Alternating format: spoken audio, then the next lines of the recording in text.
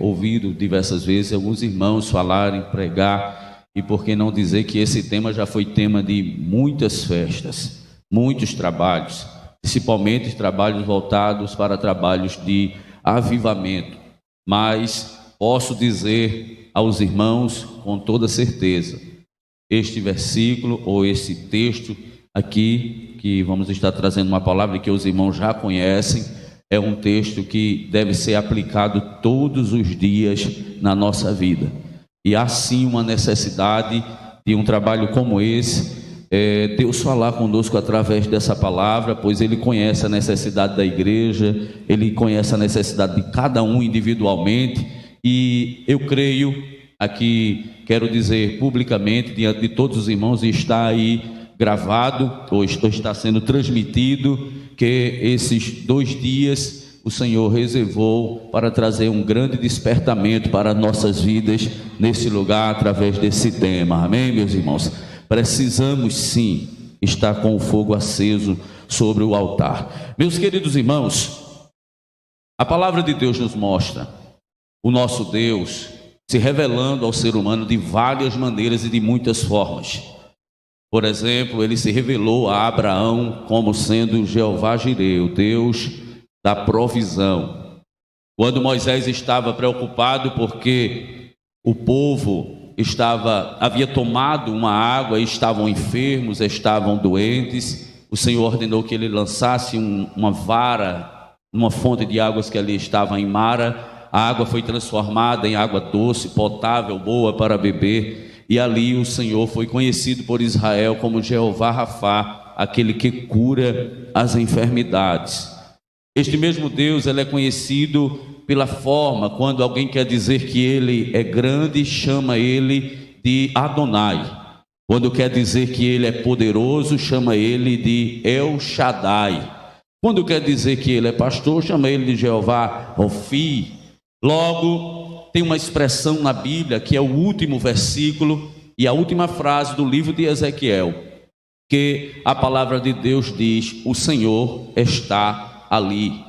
E a expressão o Senhor está ali é Jeová chamar, o Deus que está presente. E esse Deus que está presente, ele se revelou a Israel por diversas maneiras. Ele esteve presente na nuvem, ele esteve presente na coluna de nuvem, na coluna de fogo, ele esteve presente através da representação de anjo, ele esteve presente de várias maneiras. E depois de uma caminhada de um certo tempo no deserto, a Bíblia nos mostra que quando no capítulo de número 20 o povo recebe as tábuas da lei, e agora vão ser guiados, dirigidos ali por Moisés também através daquelas leis que ali estavam, logo na frente o Senhor começa preparando o povo para um cenário diferente. E o cenário diferente que Deus está preparando é um cenário que eles não estavam acostumados. A Bíblia nos diz no capítulo de número 25 do livro do Êxodo, e o versículo de número 1 por diante, depois que Deus falou com Moisés e ele desceu do monte com os anciões, o Senhor agora fala e diz a Moisés: olha, ordena ao povo que tragam ofertas, tragam ouro, prata, bronze, e ali há uma sequência, está em Êxodo capítulo 25, de coisas necessárias para se construir algo. E a Bíblia nos diz, no capítulo de número 25 e o versículo de número 8, que o Senhor disse assim: construa para vós um tabernáculo, que era um templo móvel. E a Bíblia diz que o Senhor falou assim: eu habitarei no meio de vós. Construam um tabernáculo, e eu agora vou me revelar no meio de vocês, no meio desse tabernáculo, desse templo móvel que está aí. E o Senhor diz no versículo 9, capítulo 25, versículo 9: faça conforme o modelo que eu lhe disser. E agora Deus vai começar a se revelar a Moisés e mostrar a Moisés coisas que o Senhor Deus mostrou. Deus começa mostrando, creio que algo que está no céu, e começa dizendo: faça assim, a medida é essa, a medida é aquela, construa isso, construa aquilo. E Deus vai dando o modelo a Moisés, e Moisés precisa fazer conforme o modelo. Porém Moisés não tem habilidades para fazer tal. Então o Senhor vai encher um homem do Espírito Santo chamado Bezalel, e esse homem, por receber uma capacidade de Deus, que é o Espírito Santo, vai fazer com que este homem agora venha construir o que Moisés estava dizendo. Aí veja o que é coisa de Deus. Uma coisa é você ter a visão e você fazer, você vai saber fazer conforme você viu. Mas coisa de Deus, irmãos, é tão sobrenatural que Moisés viu, mas não fez. Aí Moisés viu, está na mente de Moisés. Moisés começa dizendo ao homem, e conforme Moisés vai dizendo, o homem vai construindo conforme o que Moisés viu lá no céu. Para isso ser feito, só poderia ser feito de uma forma sobrenatural, e o Espírito Santo capacitou aquele homem chamado Bezalel para fazer tal coisa. Logo, meus amados irmãos, ali vai ser construído um templo, e também para ser colocado dentro do templo, ou do tabernáculo, melhor dizendo, que era um templo móvel, vai ser necessário colocar alguns utensílios que ali estão, e cada um é feito conforme o modelo. Tudo que está na Bíblia, principalmente no Antigo Testamento, são sombras de coisas futuras, coisas que estariam apontando, por exemplo, para a vida do nosso Senhor e Salvador Jesus Cristo, coisas que mostram, por exemplo, a obra da redenção, a salvação do homem. E o tabernáculo apontava justamente para isso, para o ministério de Cristo, para a forma que ele iria se utilizar dos seus servos, para a forma que ele iria usar para salvar a humanidade. E agora o templo, o tabernáculo vai sendo construído. Ali representando a casa de Deus, Deus vai habitar naquele lugar. Os sacerdotes já estão preparados, já foram escolhidos, é da tribo de Levi, está tudo preparado. Aí a palavra de Deus nos mostra que o tabernáculo ficou feito, embora a Bíblia vá fazer citação dele em côvados, eu vou passar para você na nossa matemática para que você possa entender. O tabernáculo que estava ali no deserto, ele media aproximadamente 47 metros de comprimento por 26 e alguma coisa de largura. Esse tabernáculo ele era dividido em 3 partes. Ele tinha o átrio, tinha o lugar santo e tinha o lugar santo dos santos. Esse tabernáculo tinha apenas uma porta, e esta porta era na entrada, e todos que entrassem, ou aquele que entrasse ali, entraria por aquela porta e sairia por aquela porta. Era a única porta de acesso. O único que poderia adentrar até o Santo dos Santos era o sumo sacerdote, uma vez por ano, em um momento chamado de Yom Kippur, em um momento chamado de momento da expiação, aonde haveria um sacrifício por toda a nação. Porém, os sacerdotes diariamente ofereciam sacrifícios ali dentro do santuário, não no Santo dos Santos, mas no santuário. O Senhor nosso Deus é um Deus festivo, e esse Deus festivo destacou para Israel 3 grandes festas que jamais Israel poderá deixar de realizar, que é Páscoa, a festa dos tabernáculos e Pentecostes. O nosso Deus também, além dessas festas, instituiu ofertas.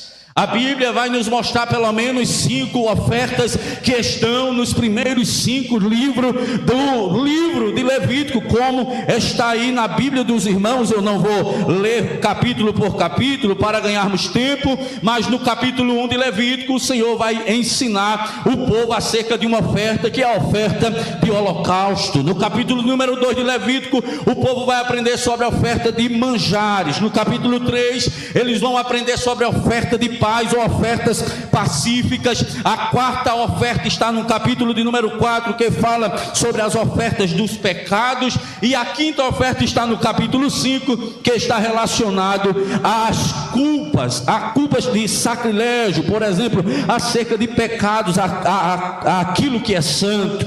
Logo, as ofertas fazem parte do culto, e logo está ali o tabernáculo, e o Senhor ordena: coloque agora as peças, os utensílios. O sacerdote adentrava todos os dias para oferecer sacrifício por pecados individuais, pecados de indivíduos, Todos os dias tinha pessoa que pegava o seu cabrito, o seu bezerro ou o seu boi e ia lá, ou o seu pombinho, chegava lá e constantemente, todos os dias, animais eram sacrificados simplesmente para cobrir a culpa. Aquela pessoa ali pecava e depois vinha novamente. Então não faltava sacrifício dentro do tabernáculo de maneira nenhuma. Esse sacrifício, na sua maioria, era chamado de holocausto, porque ele era feito num altar chamado de altar do holocausto. A Bíblia diz no livro de Êxodo, capítulo de número 27, você pode acompanhar na sua Bíblia, que este altar chamado de altar de holocausto era feito de madeira de cetim. Ele tinha 2 metros de comprimento por 2 metros de largura, 1,5 de altura, feito de madeira de cetim, revestido de cobre ou de bronze, e ali o animal era queimado, porque o nome holocausto quer dizer queimar por completo ou queimar totalmente. Logo, ali o animal era queimado sobre o altar do holocausto completamente. Só escapava do animal o seu couro, porque o couro era doado ao sacerdote para que ele negociasse ou fizesse o que quiser, porque afinal ele era mantido desta maneira. Outra coisa que não poderia ser queimado do animal de maneira nenhuma eram suas vísceras, suas entranhas, porque poderia estar com excremento, e logo, quando a fumaça subisse até Deus, jamais subiria com cheiro de oferta agradável. Então os excrementos do animal também eram lançados fora, as partes das vísceras eram lançadas fora e não era queimado. Logo, esse animal ele era partido pelas suas metades. Aonde houvesse uma juntura, o animal precisava ser cortado. Primeiramente, aquele que ia oferecer colocava a mão sobre a cabeça do animal, e o coitado do animal, sem ter culpa nenhuma, o pecado da pessoa era transferido para o animal. A pessoa era livre da culpa e agora o pecado está sobre o animal. Era assim a forma que era feito o sacrifício. O sacerdote degolava o animal, aparava o sangue ali em uma bacia, e logo agora ele vai ser cortado literalmente em todas as suas junturas e será colocado sobre a lenha que está sobre o altar do holocausto, bem organizadozinho, porque ali era um culto, e culto tem que ser organizado. Aí tudo estava ali. Agora vai ser colocado fogo e vai queimar até sumir completamente e só ficar as cinzas. Quando eu falo de holocausto, eu só me lembro de Abraão, irmãos. Abraão verdadeiramente é o pai da fé. Você lembra qual foi o tipo de sacrifício que Deus mandou Abraão fazer com o filho dele? O Senhor disse a ele: oferece o teu filho em holocausto em uma das montanhas que eu estou te dizendo. E Abraão pega o filho e leva para fazer. Abraão entende que holocausto é degolar Isaque, cortar todas as suas junturas, aparar o seu sangue, tirar as suas vísceras, colocar sobre a lenha e colocar fogo. Aí eu te pergunto, tu tinha coragem de fazer isso com teu filho? Talvez não, mas Abraão é pai da fé, porque Abraão teve coragem de dizer: eu arranco a cabeça dele, eu abro ele, eu tiro as vísceras, eu corto ele em pedaços, eu coloco o seu no altar, eu queimo ele, mas eu creio no meu Deus, que é poderoso para me devolver ele vivo. Isso é fé. Isso é fé. Então esse era a forma da adoração no altar do holocausto. No altar do holocausto aponta para a cruz do Calvário. Vamos falar de Jesus dentro do tabernáculo e a gente já volta para o fogo arder sobre o altar. O tabernáculo aponta para o grande amor de Deus que abraça o homem e que perdoa o pecado do homem. O santuário fala de um lugar de adoração. O santuário fala de um lugar de refúgio. O santuário fala de um lugar aonde o fraco pode se se abrigar. O santuário ou o tabernáculo só tem uma porta. Por que só tem uma porta? Porque aquela porta representa o nosso Senhor e Salvador Jesus Cristo. Em João capítulo de número 10, versículo de número 9, Jesus vai dizer assim: eu sou a porta, quem entrar por mim salvar-se-á, entrará, sairá e encontrará pastagem. Se você ler lá no Evangelho escrito por João, você vai ver que há uma discussão ali sobre os fariseus, os escribas e sobre a pessoa de Jesus, porque a lei dizia, ou melhor, os fariseus e os escribas diziam que a lei era a sustentação, era a base, eram os umbrais da porta, era a grade que sustentava a entrada principal de qualquer edifício. E é bem verdade que a lei serviu para isso. Aí Jesus diz assim: vocês estão preocupados, vocês são lei, vocês são as guardas das portas, vocês são o morão que sustenta a entrada, o acesso, mas continua o vazio lá, o buraco. Aí Jesus diz assim: eu sou a porta, porque a lei não tem condição nenhuma de preencher o vazio que existe no homem. Aí Jesus diz: eu sou a porta. Jesus está dizendo: eu preencho o vazio que existe no homem. Eu preencho aquilo que falta no ser humano. Eu preencho aquilo que falta na vida de alguém. Jesus é a porta. No altar do holocausto, Jesus é o cordeiro que é imolado por nós, e o altar do holocausto representa a cruz do Calvário. Todos aqueles que querem chegar à intimidade com Deus, lá no Santo dos Santos, precisam entender que um cordeiro tem que ser imolado lá na cruz do Calvário para dar acesso. Quando o sacerdote ali fazia o sacrifício, ele pegava o sangue em uma bacia, e do fogo que estava sobre o altar, ele pegava um braseiro, e pegava a brasa do altar, colocava sobre o braseiro, e ele vai adentrar dentro do santuário para o próximo passo. Só que antes dele ir adiante, ele precisa ir levando duas coisas: uma bacia com sangue do cordeiro e um braseiro com brasa do altar do outro lado. Ninguém, igreja, pessoa, crente, ninguém jamais que conheceu o sacrifício da cruz pode andar sem estar aliado com o sangue do cordeiro ou com a brasa de fogo do outro lado. A igreja de Jesus caminha com um braseiro de fogo e com o sangue do cordeiro ao seu lado. O sangue do cordeiro serve para te proteger, te guardar, te redimir, te perdoar. Porque nessa vida nós estamos fadados a errar no caminho, a tropeçar, às vezes a dizer o que não é para dizer, a pensar o que não é para pensar, muitas vezes até fazer o que não era para fazer. Mas não se condene, não morra por causa disso. Se lembre que você tem um aliado, sabe qual é? O sangue do Cordeiro, o sangue de Jesus Cristo. Se andarmos na luz como Ele na luz está, temos comunhão uns com os outros, e o sangue de Jesus Cristo, seu Filho, nos purifica, nos purifica, nos purifica de todo pecado. E o braseiro com fogo é o Espírito Santo, meu filho. É a presença de Deus. A mocidade aqui, atos de louvor, não é assim? Está caminhando aqui no Arlindo Cavalcante, mas não está só. Você está sendo assessorado pelo sangue e assessorado pela presença.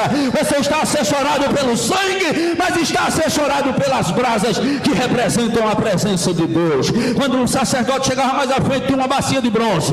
Ali ele precisava se lavar, e a bacia de bronze ali representa também o nosso Senhor Jesus Cristo. No Evangelho escrito por João, no capítulo de número 7, versículo de número 35, Jesus dá um grito e diz assim: quem tem sede, vem a mim e beba. Jesus está dizendo: eu sou a água que está na bacia, pode beber. Embora servia para lavar, mas Jesus ali também alimenta, Jesus também ali sacia a sede. O sacerdote partia dali, eu vou adiantar para ganharmos tempo, e agora ele vai entrar no lugar santo. Quando ele entra no lugar santo, ele tem ao seu lado direito o castiçal de ouro, ele tem ao seu lado esquerdo uma mesa da preposição com 12 pães, representando as 12 tribos de Israel, e mais à frente, lá perto da cortina, ele tem um altar semelhante a este púlpito, que era o altar do incenso. Quando ele entra aqui no lugar santo, ele tem que acender, se caso estivesse apagado, não com fogo de querosene ou com qualquer outra coisa que ele arrumasse, mas tudo que era aceso ali tinha que ser aceso com o fogo do altar, do holocausto que está lá na porta. Está apagado, ele acende, o lugar fica aceso. O altar, ou melhor, o candeeiro ali, além de representar a igreja, lá no livro de Apocalipse, também representa Jesus Cristo. Pois em João, capítulo de número 8, versículo 12, Jesus disse: eu sou a luz do mundo. A mesa dos pães, se o sacerdote quisesse se alimentar, ele poderia se alimentar, desde que ele colocasse outro pão no lugar. E ali, aquela mesa também representa Jesus. João capítulo 6, versículo 35, Jesus disse: eu sou o pão da vida. Ele agora se depara com o altar do incenso. No altar do incenso, ele agora vai queimar o incenso. E ali, o cristão ou sacerdote tem que aprender a adorar verdadeiramente. No altar do incenso, ele vai queimar o incenso. E as especiarias que eram usadas ali era estoraque, gálbano e onixa. Louvor e oração estão representados no incenso. Estoraque era uma resina extraída de uma árvore que espontaneamente, depois de um tempo, ela expelia uma resina cheirosa. E eles pegavam e traziam o estoraque, que fazia parte desse elemento, ou dos elementos do culto, da adoração ao incenso. O segundo elemento era o gálbano, que era um tipo de folha que era triturada. E quando triturada, quebrada, amassada, virava um pó. E a terceira especiaria era onixa, que era um líquido extraído de um animal chamado estrombos. E este estrombos, ele vivia nas profundezas de águas e de rios, e até de mares que ali estavam. Logo, ali a nossa adoração tem que ser semelhante a essas três especiarias que estão ali. A nossa adoração, o nosso louvor tem que ser como estoraque, tem que ser voluntário e espontâneo. Você não pode cantar porque alguém mandou, você não precisa cantar porque alguém mandou, você não precisa orar porque alguém está obrigando. Você tem que fazer isso como adorador de verdade, espontaneamente. Gálbano fala de algo triturado, quebrado, humilhação. O louvor e a adoração que Deus aceita é um louvor com um coração contrito, mas quebrantado, quebrado. Ninguém pode chegar diante de Deus dizendo: eu sou, eu posso, eu faço, quem manda sou eu. No templo, eu tenho que aprender que eu tenho que ser quebrado e triturado como o gálbano, para que a minha oferta seja agradável. Do onixa, nós aprendemos que tem que ser da profundeza. Não pode ser da boca para fora, tem que ser do profundo, porque Jesus, Deus, merece o nosso melhor. O fogo está queimando o incenso, está pegando a casa, se enche de fumaça, o lugar santo está tomado pela fumaça, o sumo sacerdote está assessorado talvez por um sacerdote ou por um escriba, ele precisa entrar no Santo dos Santos, e o Santo dos Santos está dividido por uma cortina. Um rabino chamado Maier, ele diz, agora deste século, ele chega a declarar que o véu do Santo dos Santos tinha aproximadamente 20 centímetros de largura, e pesava quase 1 tonelada, não tinha como rasgar. Só Jesus, quando estava lá na cruz, deu o brado dizendo: Pai, está consumado, e a Bíblia diz que o véu rasgou de alto a baixo, sem ninguém tocar nele, porque não tinha como rasgar esse véu. Aí o escriba ou o sacerdote afasta, quando ele afasta, a fumaça que está no lugar santo entra no Santo dos Santos. E o Santo dos Santos é tomado de uma fumaça cheirosa. E agora o sumo sacerdote vai entrar. E a primeira coisa que ele vai entrar, segundo os rabinos judeus, quando ele vai entrar, ele não entra assim. Quando ele vai entrar, ele entra assim. Cabeça baixa e com o sangue do cordeiro na mão. Porque o sangue do cordeiro é o que nos habilita a chegar à presença dele. O sangue do Cordeiro é que nos dá a condição de chegar à presença daquele que nos comprou, redimiu, nos salvou. Nós não temos nenhuma condição, mas quando Deus olha para nós, vê a marca do sangue, ele pode vir que eu estou esperando. Pode se aproximar, que eu quero desfrutar de intimidade contigo. Ele vai ao centro, quando ele chega ao centro com um sopo, tipo uma esponja, ele começa a lançar o sangue do Cordeiro sobre a arca da aliança que está ali, sobre a tampa do propiciatório e sobre os querubins que estão sobre aquela arca. Os dois querubins estão voltados um para o outro, e no meio dos querubins tem uma fagulha de fogo acesa, que não precisa de querosene, que não precisa de gasolina, que não precisa de azeite, que não precisa de nada, que está acesa constantemente, que os rabinos chamam de Shekinah, a glória de Deus. A glória de Deus não é mecanizada. A glória de Deus não fala de algo que é inventado ou ensinado. A glória de Deus é essência. A glória de Deus é algo que não precisa do ser humano para sobreviver ou para sobreexistir. Quando o sangue batia ali, aquele fogo que estava sobre a arca da aliança, segundo rabinos, o fogo saía de cima da arca. Não me pergunte como, mas quem fez tem poder para fazer. Por isso que o sacerdote tinha um peitoral com as 12 tribos, 12 pedras representando as 12 tribos de Israel. O Urim Tumim estava guardado, o fogo saía e vinha, imagina o fogo de Deus vindo e começava a passar no sacerdote, e o sacerdote tendo aquela sensação de que o fogo de Deus estava passando sobre as 12 pedras, sobre os seus ombros, sobre a sua cabeça, sobre o seu corpo. Eu acredito piamente que o sumo sacerdote sentia semelhante àquilo que nós sentimos em um culto pentecostal, o fogo de Deus sendo envolvido sobre a sua vida. E é interessante que ele sentia, mas não contemplava e não via, porque o lugar, o Santo dos Santos, estava envolto por uma fumaça gloriosa, porque ninguém pode chegar na presença de Deus querendo aparecer, ninguém pode chegar diante da presença de Deus querendo se mostrar ou querendo ser exaltado. Diante da presença de Deus, já dizia João no capítulo de número 3, versículo número 30 de João, se não me falha a memória: importa que ele cresça e que eu diminua, importa que ele cresça e importa que eu diminua. Eu não quero aparecer, mas eu não abro mão da presença dele. Eu não quero aparecer, mas eu não abro mão desse fogo. Eu não quero aparecer, mas eu não abro mão dessa presença. Eu não quero aparecer, mas eu não abro mão de sentir ele na minha vida. Dá para você adorar ele, porque ele está aqui conosco. Eu sinto esse fogo envolvendo a nossa vida nesta noite.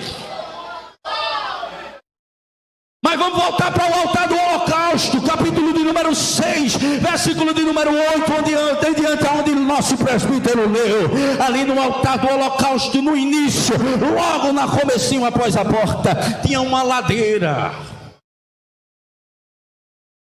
Tinha uma ladeira.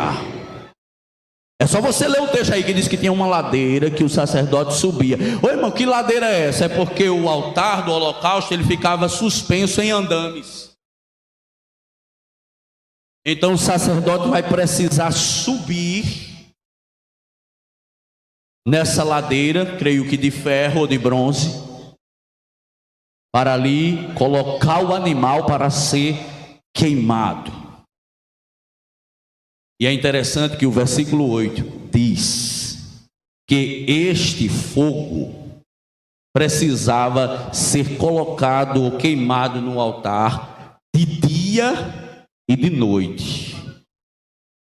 A toda hora, a todo instante, tinha sacerdote subindo ladeira e descendo ladeira, subindo ladeira e descendo ladeira. Não existe holocausto sem subir ladeira e descer ladeira.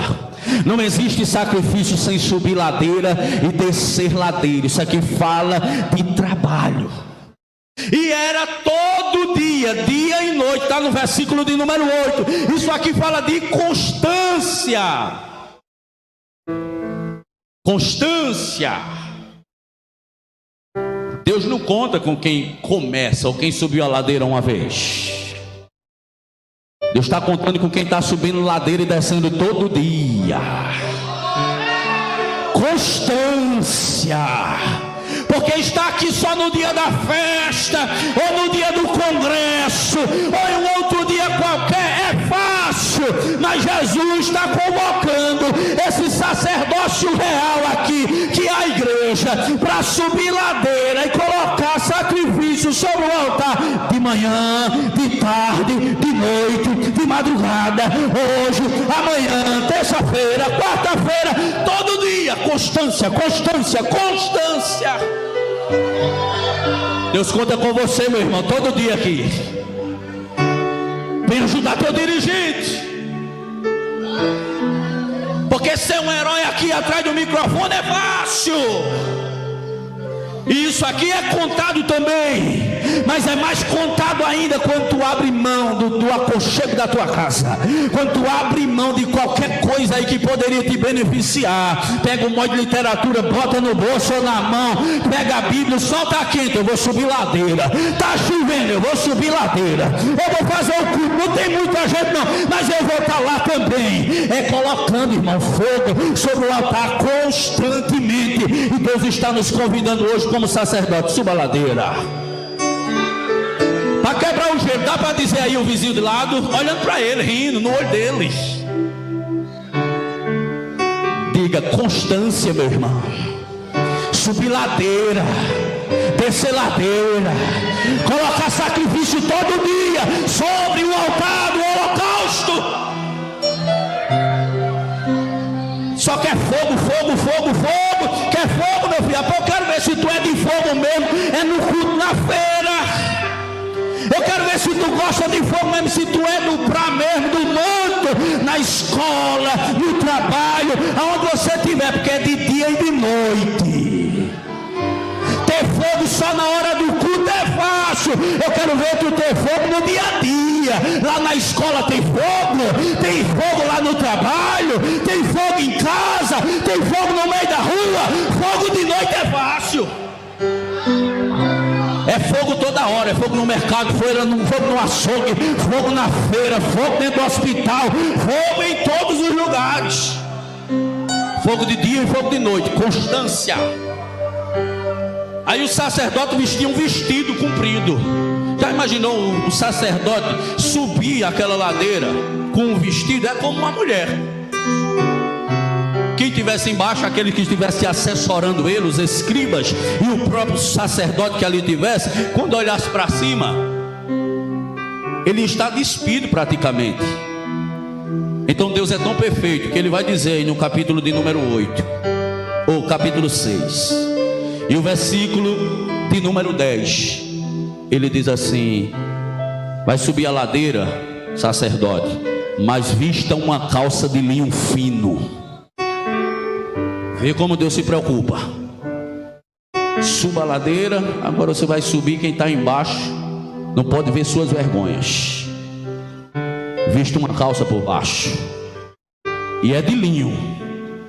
Linho na Bíblia fala de santidade. Linho fala de pureza. Ninguém pode subir no altar para oferecer sacrifício se ele não tiver revestido com a calça de linho, se ele não tiver revestido de santidade, se ele não tiver revestido de pureza. Ah, mas tem alguém que fez, que faz e não tem nada disso. Vai chegar o tempo da prestação de conta. O negócio aqui é com quem está aqui hoje. Deus está convidando o sacerdote a vestir calça de linho fino. E vestir calça de linho fino é Deus dizendo assim: esconda a vergonha, esconda esse pecado, acaba com esse negócio aí, te ajeita, te reveste de santidade. A igreja marcha com santidade, a igreja sobe com santidade. Dá para dizer de novo aí? Oi, mas esse negócio chegou hoje desse irmão aqui, olha para o teu irmão e diga assim mesmo, sem gostar. Agora as mulheres não vão se aproveitar não de vestir a calça, viu? Aqui era para sacerdote. Vista a calça de linho fino. É melhor rindo, né, irmão? Porque quando a gente diz rindo, né, irmã? Irmã Kelly, quando a gente diz rindo não dói muito, né? Após rindo aí, olha aí para a irmãzinha, para o irmãozinho, rindo. Como eu dizia ali no culto de doutrina, mostrando a chapa nova, o dente bem escovadinho, o aparelho que deu a manutenção essa semana. Rindo, diga assim: seja santa, querida. E os homens, diga querido, né? Não vai dizer querida, não. Tem que ser santo. E ser santo é ser separado. Ser santo é fazer o que a maioria, ou melhor, fazer o que a maioria não está fazendo. A maioria não está fazendo, não está. Aí você está fazendo. Aí quando a maioria estiver fazendo, aí você inverte. Você diz: a maioria está fazendo, agora eu não vou fazer. Isso é santidade. É andar ao contrário. Santidade é andar de uma forma diferente. É subir ladeira vestido com a calça de linho fino. Outra coisa para nós caminharmos para a conclusão é que o sacerdote, toda manhã, ele tinha que remover a cinza. Versículo 11. Ele tinha que remover a cinza do altar. Ou coisa ruim, eu já fiz fogo. E fazer fogo num fogareiro que está cheio de cinza, fica ruim de fazer fogo. Fica aquele amontoado de coisa lá, de resto de capo de pau, carvão velho, molha aquela bagaceira. Aí é melhor remover, limpar tudo, pegar ali e dizer: eu vou fazer o fogo do zero. Fazer do zero. Muita gente está sem fogo sobre o altar. Primeiro, porque quer fazer fogo em cima de monturo, quer fazer fogo em cima de resto que sobrou. Sabe o que é fazer fogo em cima de monturo, em cima de resto? É esse povo saudosista que leva a vida inteira a não viver o novo de Deus e passa a vida inteira dizendo assim: antigamente era assim, antigamente era assim, antigamente era assim. Mas Deus está convidando você a deixar um pouquinho ao passado, remover as cinzas e fazer um fogo novo. Deus está convidando a igreja do Arlindo e os convidados hoje aqui a fazer um fogo novo. Vamos remover o passado, vamos deixar essas coisas aqui. É tempo de colocar lenha nova, é tempo de acender o fogo de novo, é tempo de aquecer novamente e abandonar o passado. Ah, eu já falei tanto em línguas estranhas. Já falei não, tem que falar. Eu aprendi um segredo esses dias que eu estava fazendo um curso de mentoria. Estou terminando ele. E descobri, se eu tivesse descoberto isso, irmão, no tempo da pandemia, que disseram que na pandemia o corona só pegava quem estava com a imunidade baixa, e eu era um deles. Peguei 3 vezes essa tristeza.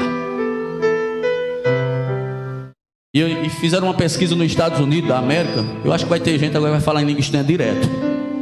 Fizeram uma pesquisa nos Estados Unidos da América acerca da imunidade.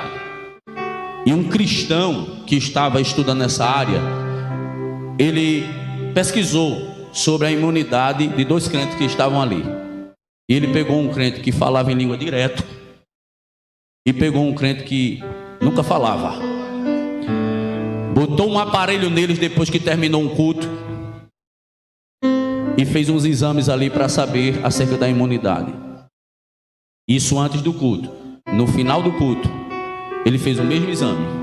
E quando ele fez o exame, ele percebeu que aquele que falou pelo menos 2 minutos em línguas estranhas, a imunidade dele passou de 35% para 40%.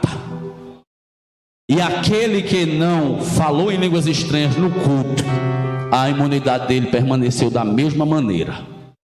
O que eu estou querendo dizer a você não é para lhe incentivar a falar em língua de mentira, mas eu quero lhe dizer que Deus é tão bom e misericordioso com a igreja, que até quando você está falando em línguas estranhas, Deus está cuidando do teu corpo, Deus está cuidando da tua imunidade, Deus está cuidando da tua vida, cuidando da tua saúde. Por isso que alguém não entende quando em mistério alguém está falando com Deus. E eu quero te dizer nesta noite: remove a cinza do passado, coloca um fogo novo hoje sobre o altar, porque Deus vai cuidar da tua saúde, Deus vai cuidar da tua vida, Deus vai mudar a tua história. Te prepara para receber o novo de Deus. Dá para levantar a tua mão, dá para levantar a tua mão e adorar a Deus. Recebe algo novo da parte do céu, recebe mistérios de Deus sobre a tua vida, recebe essa presença gloriosa sobre o teu viver. Seja impactado por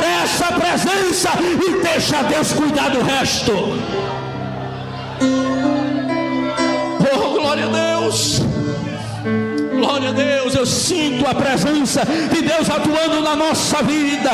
Aí o que é que acontecia? Para nós concluirmos aqui, tem outras coisas para falar, mas não vou falar mais, que já falei muito. Mas deixa eu te dizer uma coisa: toda manhã era colocado o fogo. Isso aqui fala de renovação. Renovação. Precisamos de renovo.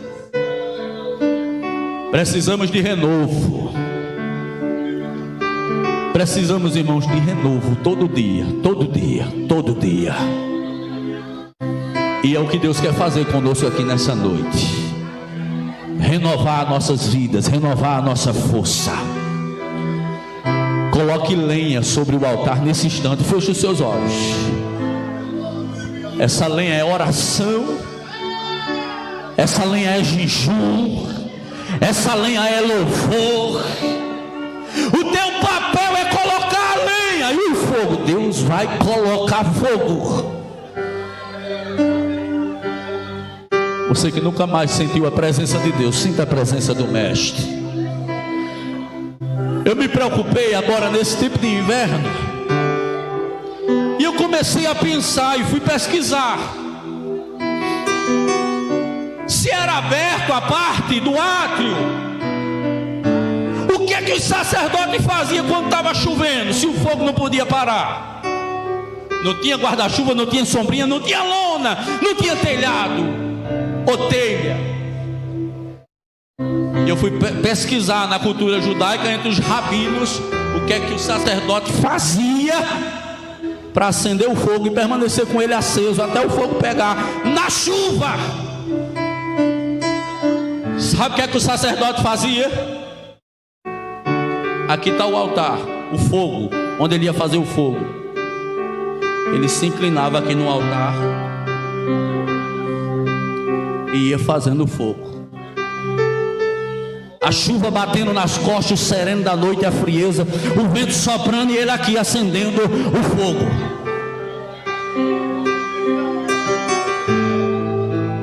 É alguma coisa batendo nas tuas costas, calúnia, difamação, mentira, intriga, pancada nas tuas costas. E alguém dizendo assim: como é que ela aguenta?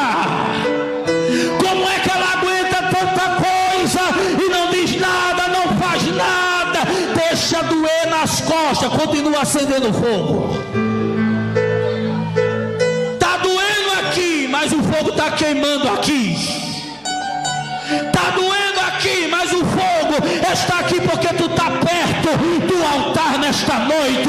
Não importa o vento, não importa a chuva, não importa a tempestade, não importa os açoites, não importa a calúnia, não importa o apontamento, não importa a apontação. Inclina sobre o altar, fica perto do fogo, porque enquanto está doendo aqui, tem fogo queimando aqui dentro, tem fogo queimando aqui. E eu quero te dizer o que diz a Bíblia: o fogo arderá continuamente sobre o altar e não se apagará.